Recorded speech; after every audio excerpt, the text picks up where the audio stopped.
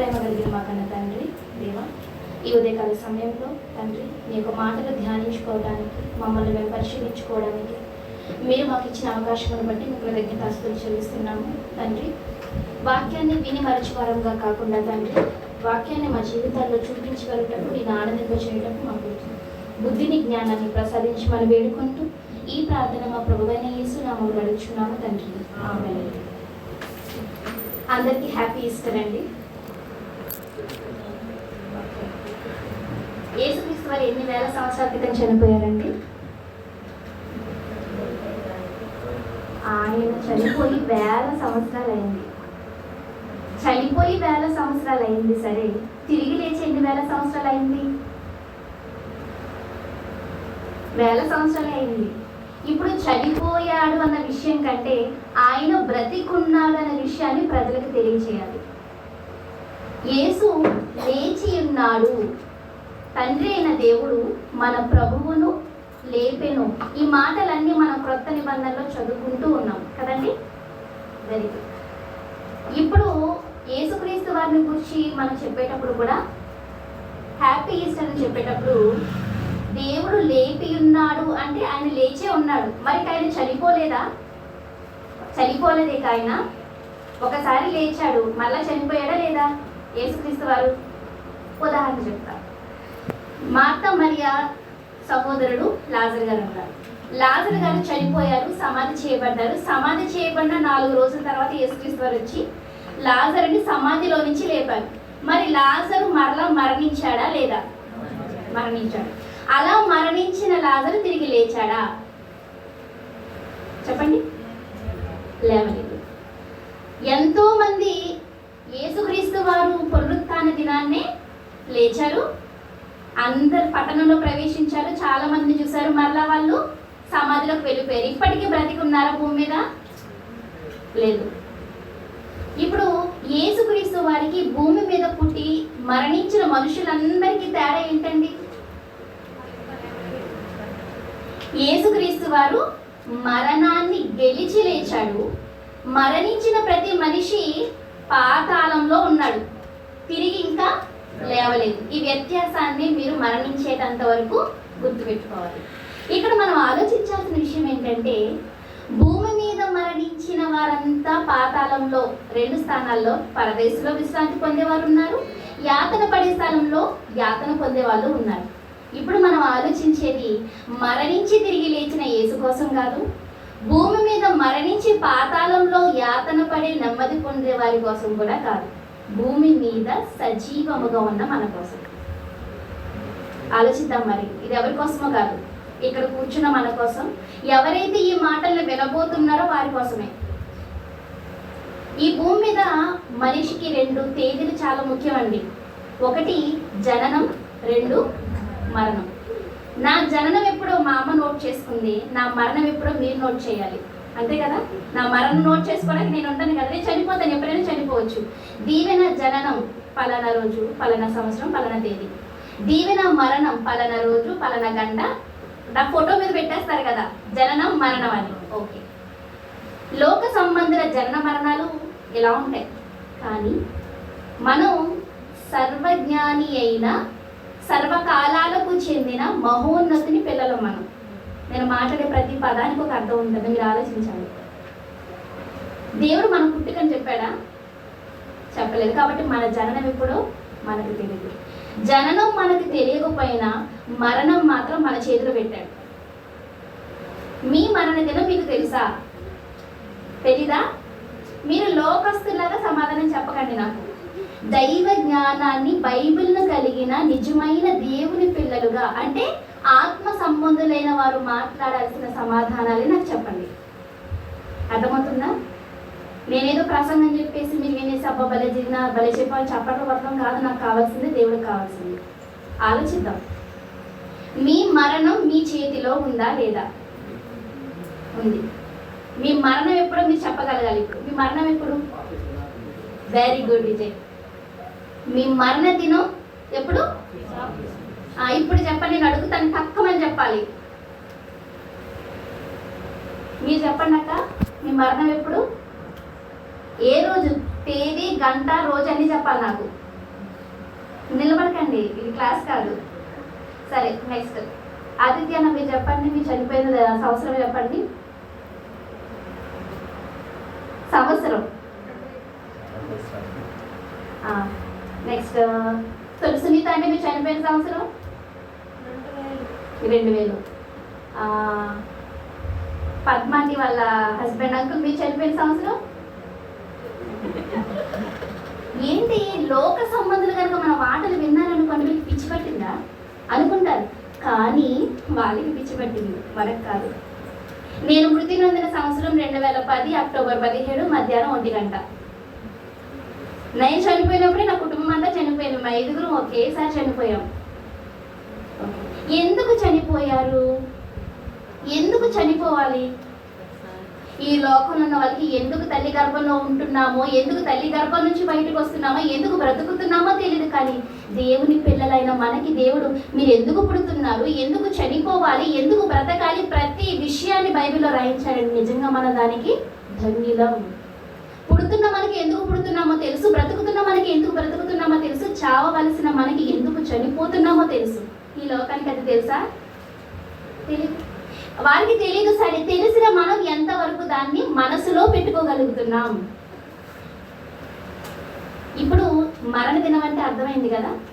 మీ మరణ దినాలు మీకు జ్ఞాపకం పెట్టుకోండి, రాసుకోండి. పిల్లలు పుట్టినప్పుడు నా కొడుకు ఇప్పుడు పుట్టారు, నా కూతురు ఇప్పుడు పుట్టిందని వాళ్ళ బర్త్డే డేట్లో రాయటం కాదు. మీరు ఎప్పుడు చనిపోయారో ఆ దినాన్ని మీరు రాసుకోండి. లోకమంతా ఈ ప్రపంచానికి ఇచ్చిన సందేశం ఒకటి, ఈ ప్రపంచానికి మనం ఇవ్వాల్సిన సందేశం ఒకటి. అదే 2000 సంవత్సరాల క్రితం యేసుక్రీస్తు వారు భూమి మీదకి వచ్చి చేసింది. అందుకే ఆయన మాటలాడినట్టు ఎవరుడూ మాటలాడలేదే అని అందరూ నివ్వెరపోయారంట, ఆశ్చర్యపోయారంట. మరి ఆయన్ని వెంబడిస్తున్న మన మాటలు, మన ఆచారాలు, మన పద్ధతులు చూసి లోకం ఏం కావాలి? మాకున్నట్టు వాళ్ళ చేసుకుంటారంటాం కాదు. యేసుని వెంబడించిన వాళ్ళు, యేసుని అనుసరించే వాళ్ళ జీవితాలు, వాళ్ళ కుటుంబాలు ఇలా ఉంటాయనడానికి మనం నిదర్శనంగా నిలబడాలి. అలా నిలబడడానికి ఇది ఒక ఉదాహరణ. ఈరోజు మనం ఆలోచించబోయే పాఠం. ఆలోచిద్దామా మరి? ఓకే. రోమీయులకు రాసిన పత్రిక 6వ అధ్యాయము. రోమీయులకు రాసిన పత్రిక 6వ అధ్యాయము 3వ వచనం. రోమీయులకు రాసిన పత్రిక 6వ అధ్యాయం 3వ వచనం. సమయం ఎక్కువ లేదు కాబట్టి నేనే చదువుతానండి, మీరు జాగ్రత్తగా బైబిల్లో పరిశీలించండి. క్రీస్తు యేసులోనికి బాప్తిస్మము పొందిన మనమందరము ఆయన మరణములోనికి బాప్తిస్మము పొందితిమని మీరు ఎరుగరా? అంటే యేసుక్రీస్తు నామములో నేను నీటిలో మునుగుతున్నాను అనుకునేవారు మునిగింది నీటిలో కాదు, సమాధి చేయబడ్డారు. సమాధి నీటిలో చేయబడ్డారు, మట్టిలో కాదు. సరే, నీటిలో సమాధి చేయబడ్డామంటే అర్థం ఏమిటి? నువ్వు చచ్చావు, మరణించావు, నువ్వు ఈ భూమి మీద ఏటితో నీకు సంబంధం ఉండకూడదు. నీటిలో యేసుక్రీస్తు నామములో మునిగిన ప్రతి ఒక్కరూ క్రీస్తు మరణములోకి సమాధి చేయబడ్డారు. నమ్ముతున్నారు ఈ మాటను? మీరు ఎంతమంది నమ్ముతున్నారు? ఒక్కసారి చెయ్యెత్తరా. ఇప్పుడు చెయ్యెత్తిన వాళ్ళందరూ బాప్తిసం పొందిన వారేనండి? బాప్తిసం పొందినారు అంటే ఇప్పుడు ఎంతమందిని ఇక్కడ అందరికీ సమాధి ఎలా చేస్తారు? బాప్తిస్మాలు వేస్తారు, కూర్చునేవారు కదా, పడుకోబెట్టించారు. అందరూ అలా బాప్తిసం పొందిన వారమేగా మనం. ఓకే, మీరందరూ నీటిలో మునిగారు. అంటే నీటిలో మునగడం అంటే ఇలా లేవటం కాదు, ఆయన మరణముతో మీరేమయ్యారు? పాలువారయ్యారు. పాలువారయ్యారా? నిజంగా అయ్యారా? మీకే తెలుస్తుంది మీరు నిజంగా అయ్యారో లేదు. సమాధి చేయబడ్డారు. మరి తిరిగి లేచారా మీరు? ఎలా లేచారు? 3 రోజుల తర్వాత. అబ్బో బతుకుంటామా మనం? శవాలమే తేలుతాం. లేదు, ఇలా మునించిన మరుక్షణం, సమాధి చేసిన మరుక్షణమే మిమ్మల్ని లేపారు. యేసు మరణించి తిరిగి లేవడానికి ఎన్ని రోజుల సమయం పట్టిందండి? మీరు మరణించి లేవడానికి సమయం ఎంత? అసలు క్షణమైనా పట్టిందా? అసలు మీ బాప్తిసం ఇచ్చే వాళ్ళు ముందు కంగారు పడిపోతారు, వీడితో పాటు నేను ఎక్కడ మునిగిపోతాను నాయన అని. అలా చాలా మంది చనిపోయిన సందర్భాలు కూడా మనం చూసాం కదండి. సరే, యేసు మరణించి తిరిగి లేవటానికి దేవుడు తీసుకున్న సమయం 3 దినాలు. మీరు యేసుతో పాటు మరణించి తిరిగి లేవటానికి, ఆయన మరణములోనికి, ఆయన పునరుత్థానములోనికి మిమ్మల్ని తీసుకువెళ్ళడానికి ఆయన పట్టిన క్షణం. అర్థమవుతుందా మీకు? ఆలోచిస్తున్నారా? ఇప్పుడు మనం భూమి మీద ఉన్నప్పుడే ఇంకా దేహంలో ఆత్మ ఉండగానే మనల్ని దేవుడు చనిపోమంటున్నాడు. ఈ దేహంలో ఆత్మ ఉండగానే మీరు ఈ లోకంలో మీరు ఏమైపోవాలి? చనిపోవాలి. చనిపోయిన మీరు చచ్చినట్టే ఉండమన్నాడా, తిరిగి లేపాను అన్నాడా? కింద చదువుదామన్నమాట. కిందకి చదువుదాం. 5వ వచనం, 4వ వచనం కూడా చదువుతామండి. కాబట్టి తండ్రి మహిమ వలన క్రీస్తు మృతులలో నుండి ఎలాగూ లేపబడెనో అలాగే మనమంటే విజయ్, పద్మ, సునీత, పాపవేణి, శ్రీనివాసరావు గారు, ఆదిత్య గారు, బెంజమిన్ గారు, బాబురావు గారు, అందరూ మనమును నూతన జీవము పొందిన వారమై, అంటే తల్లి కడుపులో నుండి వచ్చిన ఆత్మ గురించి మాట్లాడటం లేదు. పరిశుద్ధాత్మ మనలోనికి వచ్చిన తరువాత మనం నూతన జీవం పొందిన వారమయ్యాం. అమ్మ కడుపులో నుంచి రావాలి అంటే ఒక ఆత్మ, ఒక దేహం అవసరం. అంటే మనం చనిపోయాం నీటిలో చనిపోయిన మనకి మళ్ళీ ఆత్మ కావాలిగా. చనిపోయారండి, చనిపోయిన వాళ్ళకి ఆత్మ లేకపోతే శవం. అంటే నీటిలో శవంగా ఉన్న మనకి వెంటనే ఫ్రాక్షన్ ఆఫ్ సెకండ్స్ లో మనలోకి ఏ ఆత్మ వచ్చింది? పరిశుద్ధాత్మ వచ్చింది. అంటే చనిపోయిన మనలోనికి నూతన జీవం వచ్చిందా? కొత్త జీవం వచ్చిందా? వచ్చింది. మరి నూతన జీవము పొందిన వారమై, చదవండి, నూతన జీవం పొందిన వారమై నడుచుకొనున్నట్లు. చాలా పౌలు గారు పత్రిక రాశారనుకోకండి, పరిశుద్ధాత్మ దేవుడే దేవుని ద్వారా రాయించాడు. అంటే నూతన జీవం పొందిన వారు ఏం చేస్తారు? చచ్చిపోయి ఉంటారా? శవాల్లాగా జీవోత్సవంలా ఉంటారా? నడుచుకుంటారు. అండర్లైన్ చేసుకోవాలి, మధ్యలో భద్రం చేసుకోవాలి. నూతన జీవము పొందిన వారమై నడుచుకున్నట్లు మనము బాప్తిస్మము వలన మరణములో పాలు పొందుటకై ఆయనతో కూడా పాతి పెట్టబడింది. ఇప్పుడు చెప్పండి, బాప్తిస్మం తీసుకున్న వారిని ఇవన్నీ ఆలోచించి మునుగుతున్నారా? అసలు బాప్తిస్మం మనం పొందినాటికి ఈ సంగతి మనకు తెలుసా? ఒకవేళ తెలిసినా ఇవన్నీ మన మదిలో ఎల్లప్పుడూ మనకు రేపబడుతున్నాయా? ఆలోచించాలి. యేసు తిరిగి లేచాడు, జై, ఓకే.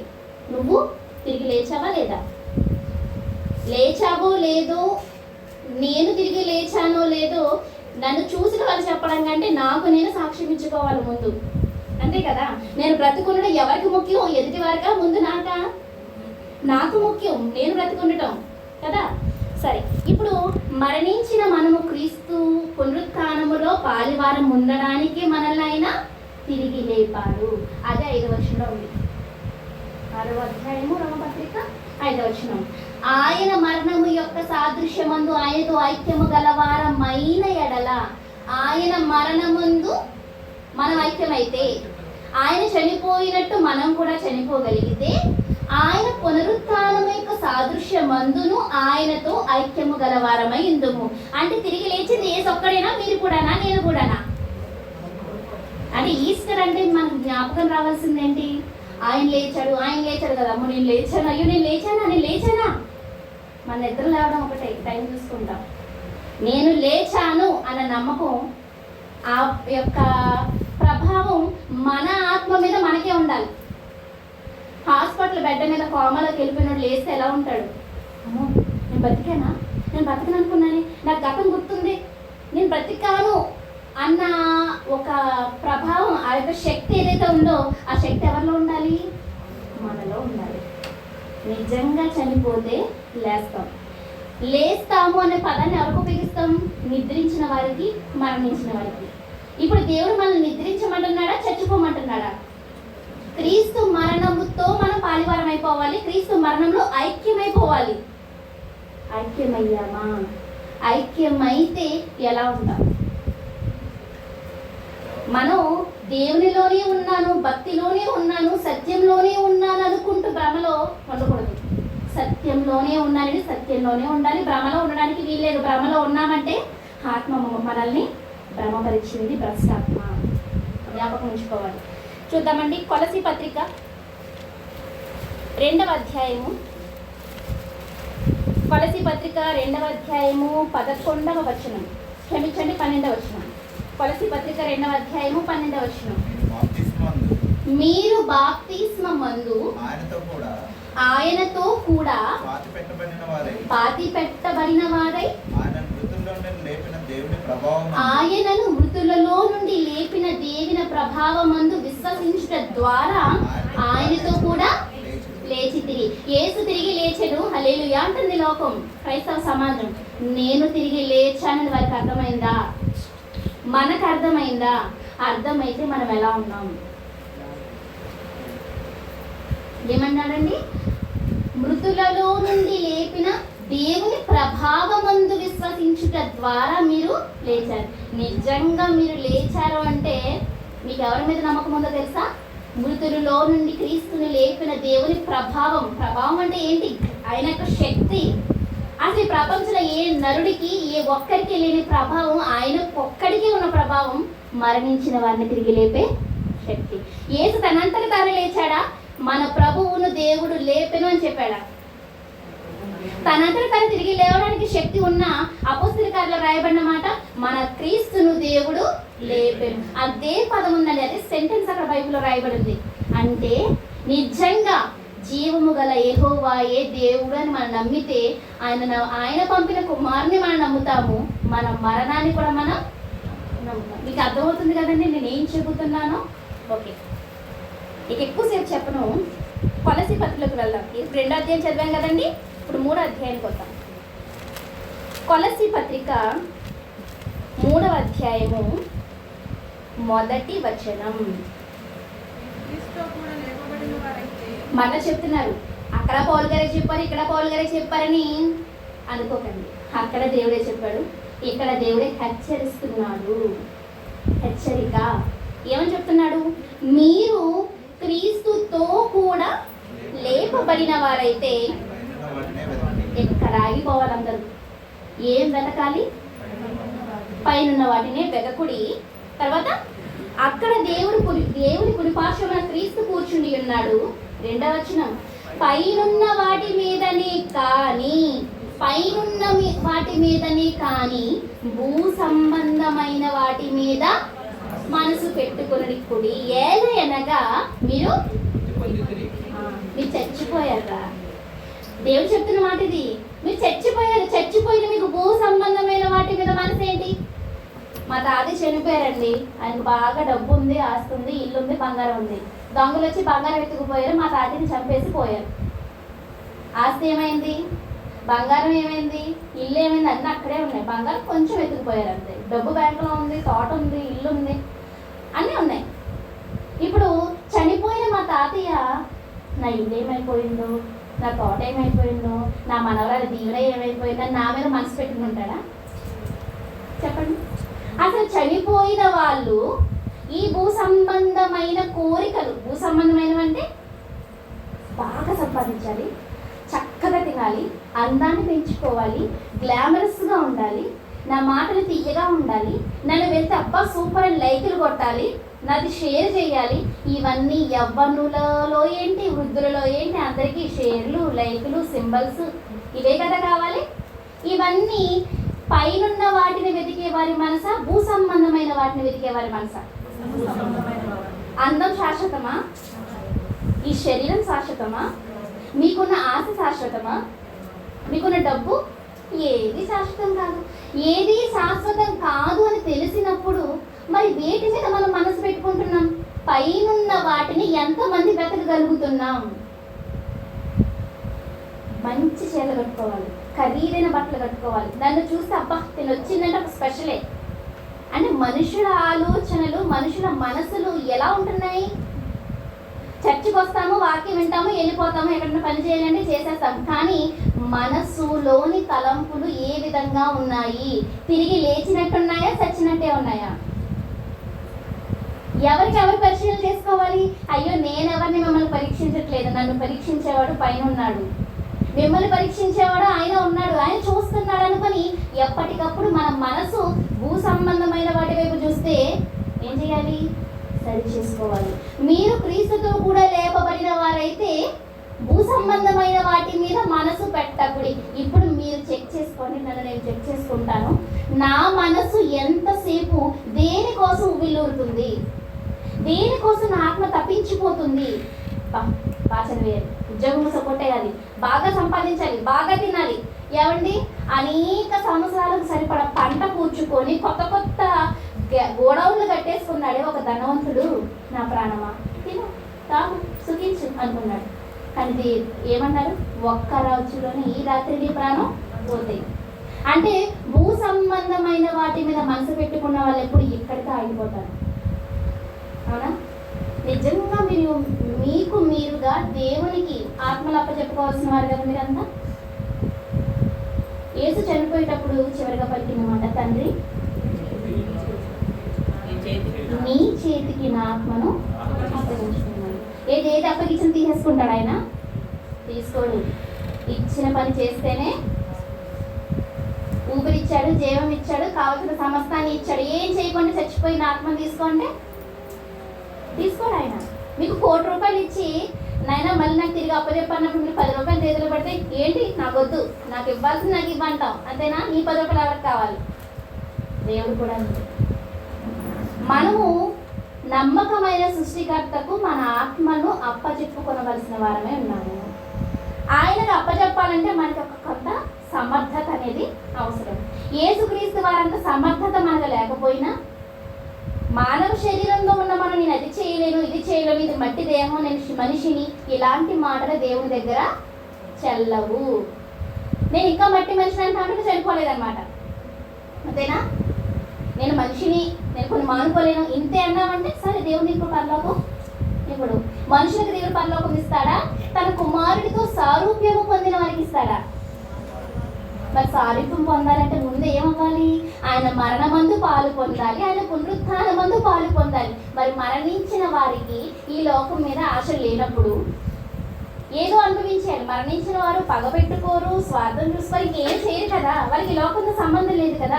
మరి నేను క్రీస్తులో చనిపోయాను, లోకంలో చనిపోయాను అనుకుంటూనే ఎందుకు ఇంకా లోకంపై ఎక్కువ మమకారం చూపిస్తున్నాం? అది చూపిస్తే దేవుని దృష్టిలో సరైనది అనుకుంటున్నారా? కాదండి, అస్సలు కాదు. మీరు క్రీస్తుతో కూడా లేపబడిన వారికి పైన వాటినే వెతుకుడు. ఏలైనగా మీరు మృతి పొంది తిరిగి చచ్చిపోయిన వాళ్ళకి అమ్మ మీద, భార్య మీద, పిల్లల మీద ఉంటుందా మనసు? మీరు అనొచ్చు, ఏమంటే ధనవంతుడు పాతాళంలో యాతన పడుతున్నాడు కదా, తన సహోదరుల మీద మనసు ఉంది కదా అని. ఎలాంటి మనసు అది? నా తమ్ముళ్ళు కూడా ఇలాంటి స్థలానికి రాకూడదు, తండ్రి దగ్గరికి వెళ్ళాలి, అబ్రహాం ఉన్న చోటులు నెమ్మది పొందాలనే మనసు. అంతేగాని అక్క బాగున్నావా, ఇంత బంగారం కొన్నావా, ఏంటి సంగతులు, ఇలాంటి శరీర సంబంధమైన మనసు కాదు. మీరు పైనున్న వాటినే వెతికేవారైతే, మీరు ఈ లోకంలో చనిపోయిన వారైతే మీ ఆలోచనలు ఎలా ఉండాలి? ధనవంతుల ఆలోచనలా ఉండాలి. ఎలాగా? నా అక్కదమ్ములు, నా అన్న చెల్లెళ్ళు ఎలా ఉండాలి? ఈ యాతనకర స్థలానికి వెళ్ళకూడదని వారిని పరలోకానికి నడిపించే పర సంబంధమైన ఆలోచనలు మన కుటుంబం వారి పట్ల మనము కలిగి ఉండాలి. అవునా? పెళ్ళిళ్ళు జరుగుతాయి, ఫంక్షన్లు జరుగుతాయి, బర్త్డే ఫంక్షన్లు జరుగుతాయి, సీమంతాలు జరుగుతాయి. ఎంతమంది వచ్చి అన్నం తినేసిపోతున్నారు? ఎవరైనా దేవుని కోసం ఆలోచించగలుగుతున్నారా? మన రక్త సంబంధికుల్లో మన అత్త తరపు వారు కానీ, తల్లి తరపు వారు కానీ ఎవరైనా ఆలోచించగలుగుతున్నారా? మరి ఇలాంటి ప్రేమ దేవునికి అవసరమా? మరణించి మనం తిరిగి లేవగలిగితే మన ఆలోచనలు భూ సంబంధమైనవిగా మనుషులను సంతోషపెట్టే కార్యక్రమాలు మనం చేయకూడదంతే. ఏమండి, మనం ఒక పురుషునికి భార్యగా వెళ్ళిన తర్వాత ఎవరి సంతోషానికి ఎక్కువ ప్రాధాన్యత ఇవ్వాలి? స్త్రీలారా మీరు చెప్పండి. భర్తకి, అత్తవారికి. ఎంతసేపు మా అమ్మ మా డాడీ, మా అమ్మ మా డాడీ అన్నాం అనుకోండి, ఫస్ట్ ఎవరికి కోపం వస్తుంది? తాళి కట్టిన దేవుడి సంగతి తర్వాత, ముందు తాళి కట్టిన భర్తకు వస్తే ఏంటి ఎంతసేపు మా డాడీ మీ డాడీని వదిలి నేను ఉన్నానుగా. అత్త మామల దగ్గర మా అమ్మ మా డాడీ అని అనుకున్నాం, మనసులో ఏమనిపిస్తుంది? చాలేమో కూడా మేమే కనీసం చూసుకోవాల్సింది. మనుషులుగా మనకి పైకి చెప్పకపోయిన ఇలాంటి ఆలోచనలు వస్తున్నప్పుడు, నేను ఆయన కోసమే బ్రతుకుతానని సమాధిలోకి దిగావు అంటే నీటిలో మునిగావు. ఆయన కోసమే ఇక బ్రతుకుట క్రీస్తే చావైతే లాభం అన్నంత రేంజ్లో నీటిలో మునిగి లేచిన మనము మళ్ళా అదే పళ్ళు తోముకోవడం, బట్టలు వేసుకోవడం, బయటికి వెళ్ళడం, అక్కడ అన్ని కబుర్లు మాట్లాడడం, మళ్ళీ ఇంటికి వచ్చాం పడుకున్నాం, అయిపోయిందా? మరణించి తిరిగి లేచిన మనం మృతులుగా ఉన్నామా, తిరిగి లేచిన వారేమో ఆయన క్రియలు చక్కబెడుతున్నామా? పరిశీలించుకోవాలి. పరిశీలించుకోకపోతే మనకి క్రీస్తుని నమ్మని అనీతిమంతునికి ఏ తేడా లేదు. ప్రభువా, నేను వాక్యం విన్నాను, డబ్బులు ఇచ్చాను, వాక్యం చెప్పాను, ఇవన్నీ కలర్స్ వద్దు, ఈ వద్దు ఆయనకి. ఆయనకి ఏం కావాలి? నువ్వు క్రీస్తును వెంబడించావా? మృతులను పాత పెట్టుకోమని అనుకో, నువ్వు మృతులు కాదుగా, తిరిగి లేచావుగా. మరి తిరిగి లేస్తే నీ ఆలోచనలు ఎలా ఉన్నాయి? ఏం చేయమంటున్నాడో తెలుసా? మృతుల్లోంచి తిరిగి లేస్తే కొలసీ పత్రిక 3వ అధ్యాయము 2వ వచనం, పైనున్న వాటి మీదనే కానీ భూ సంబంధమైన వాటి మీద మనసు పెట్టుకొనప్పుడు ఏలేనుగా మీరు చచ్చిపోయారు. మనం చనిపోయామన్న సంగతి గుర్తుంటే ఏంటి నేను ఇలా ఆలోచిస్తున్నా, నేను చచ్చిపోయాను కదా. అప్పుడప్పుడు కొన్ని క్లిప్స్ చూస్తున్నప్పుడు, వీడియోస్ చూస్తున్నప్పుడు ఆత్మ చనిపోయి రోడ్డు మీద ఉంటుంది, క్షమించండి, శరీరం డెడ్ బాడీ యాక్సిడెంట్ అయిపోయిన ప్లేస్లో రోడ్డు మీదే ఉంటుంది. కార్లన్నీ వెళ్ళిపోతూ ఉంటాయి, వస్తూ ఉంటాయి. అలా అమ్మ నాన్న ఏడ్చేస్తుంటారు, నాన్న నేను చనిపోలేదు ఇక్కడే ఉన్నానని ఆత్మ చెప్తూ ఉంటుంది. కానీ వాళ్ళకి అర్థం కాదు. ఇప్పుడు మన పరిస్థితి ఏంటో చెప్పమంటారా? మనం చనిపోయాం. మనం చనిపోయామన్న విషయం చుట్టూ ఉన్న వాళ్ళకి ఎవరికి అర్థం కావట్లా. లోపం ఎవరిది? మనది. అంతేనా? పౌలు చనిపోయాడా లేదా? పౌలు చనిపోయాడన్న విషయం ఆ రోజున్న క్రైస్తవులకి, చుట్టూ ఉన్న సమాజానికి అర్థమైందా? అయ్యి బాబు, ఒకప్పుడు కొట్టించుకున్నాడు, ఒకప్పుడు కొట్టాడు, మరణం వరకు హింసించాడు, ఇప్పుడేంటి ఎలా అయిపోయాడు అంటే పౌలు చనిపోయాడు అన్నాడు కదా. నేను క్రీస్తులో చనిపోయాను, ఈ లోక విషయంలో సిలువేయబడ్డాను, ఈ లోక విషయంలో చనిపోయానని. మరి పౌలు గారి విషయంలో కనబడిన మరణం మన విషయంలో, మన చుట్టూ ఉన్న వారికి, మన ఇంట్లో ఉన్న వారికి మనం చచ్చిపోయామన్న విషయం అర్థమైందా లేదా? అర్థం కావాలి. అర్థం కాలేదంటే మనం చనిపోలేనట్టే. ఏమంటే ఒక మనిషికి దండ వేశారంటే అర్థం ఏంటి? ఈ మనిషి చనిపోయారన్న విషయం కుటుంబంలో ఉన్న వాళ్ళకి, ఊర్లో ఉన్న వాళ్ళకి అర్థమైపోయింది. ఏంటి ఆ మనిషి ఇంకా బతుకున్నాడు అనుకున్నావు, ఎప్పుడో చచ్చిపోయాడు అంటారు. మరి ఇప్పుడు క్రీస్తుకు ముందు మనల్ని చూసిన వాళ్ళు క్రీస్తులోనికి బాప్తిసం పొందిన తర్వాత అది 10 ఏళ్ళు అయిందా, 20 ఏళ్ళు అయిందా, 15 ఏళ్ళు అయిందా? ఏమండి దీవెన చనిపోయి ఎప్పుడో 15 ఏళ్ళు అయిందండి. ఒకప్పుడు దీవెన కాదండి, ఇప్పుడు వేరే దీవెన. అసలు ఆమె చనిపోయింది అనుకోండి, ఆమె లేదనుకోండి. అలా మన గురించి చెప్పగలుగుతున్నారా? చెప్పడం లేదంటే మనం చనిపోలేదు. చనిపోయిన తిరిగి లేస్తారా? నిద్రపోయినోడిని తిరిగి లేపుతాం, మెలుగుకున్నోడు లేపుతాం ఏంటి? మరి చచ్చిపోలేని సజీవంగా ఉన్నవాడిని లేపుతాం మనం. మీకు అర్థమవుతుందా? ఆలోచిస్తున్నారా? ఒకవేళ మనం చనిపోలేదు అనుకుంటే మనలో కొన్ని లక్షణాలు ఉంటాయి. నేను చనిపోయానండి అనుకుంటే మనలో ఈ లక్షణాలు ఉండవు. ఏమిటి ఆ లక్షణాలు? కొలసీ పత్రిక 3వ అధ్యాయము 5వ వచనం. అయిపోయిందండి, ముగించేస్తాను. భూమి మీద ఉన్న మీ అవయవములను అనగా జారత్వము, అపవిత్రత, కామాతురత, దురాశ, విగ్రహారాధన అయిన ధనాపేక్షను చంపేయండి. తర్వాత వాటి వలన దేవుని ఉగ్రత అవిధేయుల మీదకి వచ్చును. పూర్వము వారి మీద జీవిస్తున్నప్పుడు మీరును వీటిని అనుసరించి నడుచుకోండి. ఇప్పుడైతే ఎక్కడ చూడండి, నా వైపు చూడండి. ఒక మనిషి చనిపోయాడు అనుకోండి, పోస్ట్ మార్టం చేసేటప్పుడు వాళ్ళకి అన్నీ పోసి చెక్ చేస్తారు, అవునా? ఇక్కడ మెడికల్ డిపార్ట్మెంట్కి సంబంధించిన వాళ్ళు ఎవరైనా ఉన్నారా? మీకు తెలుసు కదండి, మీరు నాకంటే పెద్దోళ్ళు, మీకు అన్నీ తెలుసు. అన్నీ చెక్ చేస్తారు. మైండ్ ఎలా ఉంది, లివర్ ఎలా ఉంది, కిడ్నీస్ ఎలా ఉన్నాయి, హార్ట్ ఎలా ఉంది, లంగ్స్ ఎలా ఉన్నాయి, అన్నీ చెక్ చేసి ఏవి ఏ స్థాయిలో ఉన్నాయి, ఎందుకు ఈ మనిషి చనిపోయాడు ఒక రిపోర్ట్, ఒక నివేదిక అనేది ఇచ్చేస్తారు. వాటిని బట్టి ఇతను చనిపోయాడు అని చెప్తారు కదా. ఇప్పుడు మెదడు చనిపోలేదండి, మెదడు ఇంకా పనిచేస్తుంది, గుండె ఆగిపోయింది, ఇతను చనిపోయాడు అని రిపోర్ట్ ఇచ్చేస్తారా? కొన్ని కండిషన్స్ ఉంటాయి. అతను మెదడు పనిచేస్తున్నా కానీ అతని ఒళ్ళంతా చచ్చుబడిపోయింది, ఇక బ్రతికే అవకాశం అయితే వెంటిలేటర్ మీద పెట్టండి, 2-3 రోజులు ఆగితే చనిపోతాడు. ఇతను వెంటనే రిపోర్ట్ ఇవ్వరు, చనిపోయాకే మెదడు కూడా ఆగిపోయాక రిపోర్ట్ ఇస్తారు కదా. అంటే దేహంలో ఉన్న అవయవాలు చనిపోతేనే మనిషి చనిపోయినట్టు. ఇక్కడ మనకి అవయవాలకు ఏమున్నాయి భూమి మీద? కన్ను, ముక్కు, చెవులు, కిడ్నీలు, లంగ్స్. మెడికల్ లాంగ్వేజ్లో మాట్లాడడం లేదు, దైవ సంబంధమైన భాషలో ఏం మాట్లాడుతున్నాడు? భూమి మీద ఉన్న మీ అవయవములు అనగా కాళ్ళు, చేతులు, కళ్ళు, ముక్కు అంటున్నాడా? చదవండి, ఏమంటున్నాడు? జారత్వము, అపవిత్రత, కామాతురత, దురాశ, విగ్రహారాధన అయిన. అంటే క్రైస్తవులైన వాళ్ళకి విగ్రహారాధన ఏదో కాదు, డబ్బులు బాగా సంపాదించాలి. సంపాదించాలి, ఇది నాకు వచ్చే అంటే ఎప్పుడు ధనం మీదే ఆలోచన, ఎప్పుడు ధనం మీద అపేక్ష. అయితే నువ్వు విగ్రహారాధికుడివి, అయితే నువ్వు ఇంకా చనిపోలేదు. అందుకే ఏమంటున్నాడు, ఇవి నీలో ఉంటే చంపేయి. ఏమండి, దేహంలో ఉన్న గుండెని చంపేయమంటే అర్థం ఏంటి? నువ్వు కూడా చచ్చిపో అని అర్థం, అంతేనా?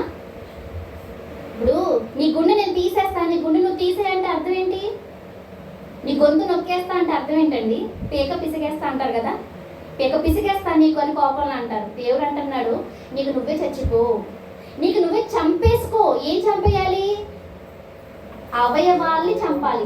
అవయవాల జాబితాలో ఉన్నది గుండె కాదు, అవయవాల జాబితాలో ఉన్నది మెదడు కాదు పిల్లలారా. ఏంటి అవయవాల జాబితాలో ఉన్నది? ఏంటి? జాగ్రత్త, దూరంగా పారిపోమన్నాడు. అపవిత్రత ఏమన్నాడు? చంపే అన్నాడు. అపవిత్రత అంటే ఏంటి? ఆలోచనల వల్ల కూడా మనం అపవిత్రమైపోతాం, చూపుల వల్ల అపవిత్రమైపోతాం. యవనస్తులారా, అపవిత్రత మాటల వలన వస్తుంది, క్రియల వలన వస్తుంది, ఆలోచన వల్ల వస్తుంది. మరి అపవిత్రత వచ్చి అపవిత్రతని మన దేహంలో ఒక అవయవంగా పోలుస్తూ చంపేయండి అంటున్నారు. మరి చంపుతారా లేదా? చంపకపోతే మీరు మృతులే. చూడండి, ఇంకా చదువుతాం. కామాతురత, దురాశ, విగ్రహారాధన, ధనాపేక్షను చంపివేయండి. వాటి వలన దేవుని ఉగ్రత అవిధేయుల మీదకి వచ్చును. ఇవి ఇంకా మీ దేహంలో అవయవాలుగా ఉన్నాయనుకోండి, కన్నున్నందుకు దేవుని ఉగ్రత రాదు. అపవిత్రత వస్తే దేవుని ఉగ్రత వస్తుంది. ఈ దేహాన్ని ఇచ్చిన దేవుడు ఈ అవయవాల కోసం చెప్పడం లేదు. నీ అవయవాలుగా తల్లి గర్భంలో నేను రూపించనివి ఉన్నాయి. రూపించినవి కళ్ళు ముక్క అయితే, నేను రూపించనివి అపవాది ద్వారా నువ్వు తెచ్చుకున్నవి విగ్రహారాధన, కామాతురత, దురాశ, ధనాపేక్ష, ఇవన్నీ నువ్వేం చేయాలి?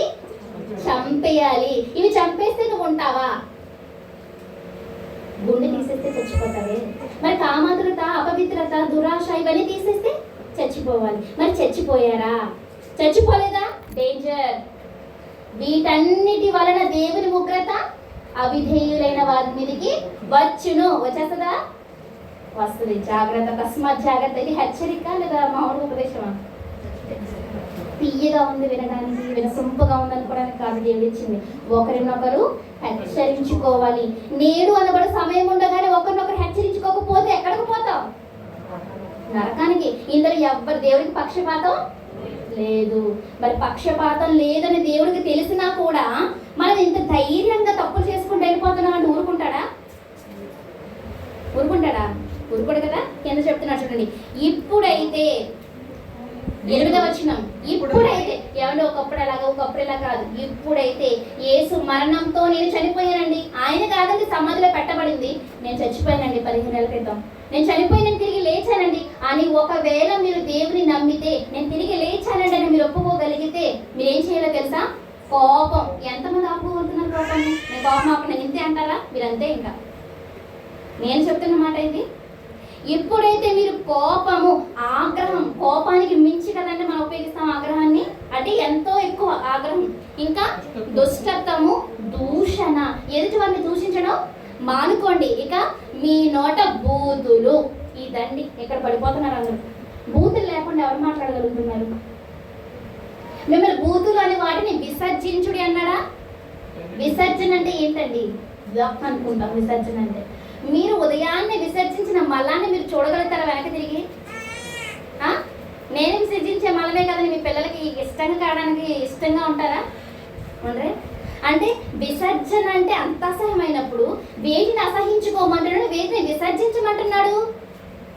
కోపాన్ని విసర్జించమంటున్నాడు. ఆగ్రహాన్ని, దుష్టత్వం అనేది మనలో ఉండకూడదు. ఇక దూషణ, ఎవరిని పడితే వారిని దూషించడం అనేది చేయకూడదు. ఇంకా మీ నోట బూతులను వాటిని విసర్జించుడి. మరి మరణించి తిరిగి లేచిన వారిలో ఈ లక్షణాలు ఉండకూడదు. ఎంతమందిలో ఈ లక్షణాలు ఉన్నాయో సెల్ఫ్ చెక్ చేసుకోండి. మీరు తిరిగి లేవలేదు. ఇది నేను బైబిల్లో చదివి నేను చెప్తున్న మాట, దేవుడే చెప్తున్న మాట. ఎవరిలో అయితే ఈ లక్షణాలు ఉన్నాయో, ఎవరిలో అయితే పైన మీరు చదువుకున్న అవయవాలు ఉన్నాయో, వారందరూ డేంజర్ జోన్లో ఉన్నారు. యేసును నమ్మి మీరు బాప్తిసం తీసుకున్నా కానీ మీకు వర్తించదు. ఏమన్నాడు? ఎప్పుడైతే మీరు అన్నిటినీ విసర్జించండి, ఒకరితో ఒకడు అబద్ధం ఆడకండి అన్నాడా? మరి చెక్ చేసుకుందాం. మరి ఎవరు చనిపోయారు, ఎవరు బతుకున్నారు? చివరిగా ప్రకటన గ్రంథం 20వ అధ్యాయం, ప్రకటన గ్రంథం 20వ అధ్యాయము 6వ వచనం.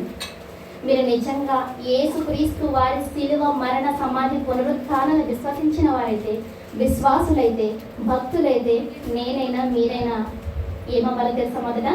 ఈ మొదటి పునరుత్థానములో పాలుగలవారు ధన్యులు పరిశుద్ధులైందురు. ఏమండి అంకుల్, ఒక నిమిషం.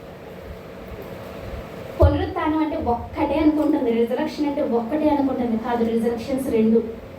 మొదటి పునరుత్థానము, రెండవ పునరుత్థానం. మొదటి మరణం, రెండవ మరణం.